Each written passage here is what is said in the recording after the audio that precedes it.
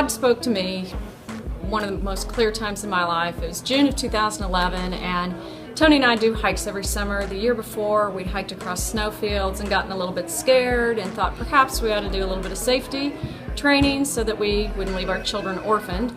So we went to the Northern Cascades and hired a guide. Unbeknownst to us, there was 3 times the usual amount of snow. So we finally get to the top and we're walking across a open snowfield, and 6 hours in, Tony slips a little bit, catches himself on a tree. Totally blew my confidence. I was already frustrated. Where are we going to sleep? All this good stuff. The next thing I know, I'm sliding down the hill, and probably 150 feet, thinking, that's it, I'm dead. We did safety school, and we are not safe. So I come to an abrupt stop.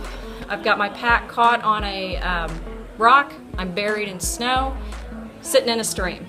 Guide comes down, gets me out, yelling for help, praying very loudly, Lord, please save me. I knew that I was going to die. And get up, severely bruised tailbone, but thankfully nothing else was broken. We had to camp. There was no way we were getting down that night. It was 9 o'clock, getting dark, so we camp. Everybody's asleep that night.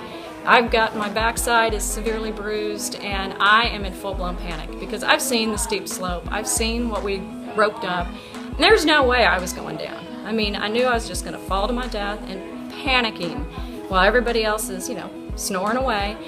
And in the midst of that, I heard a voice in my head that says, you know what? You're going to be fine. I didn't let you die today, and you're not going to die tomorrow. You're going to be fine. You've got things to do. I have plans for you. And so God's peace just overwhelmed me. I was able to go to sleep.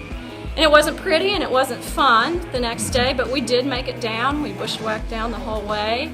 We did learn how to use crampons and ice axes, and we will never hike on enough snow where we will need them again. But I do know that God was with us that night, and God did. He just laid the peace on me, and I don't know what His plan for my life is, but I know He's there. I know that He numbers my steps, and so that's my story.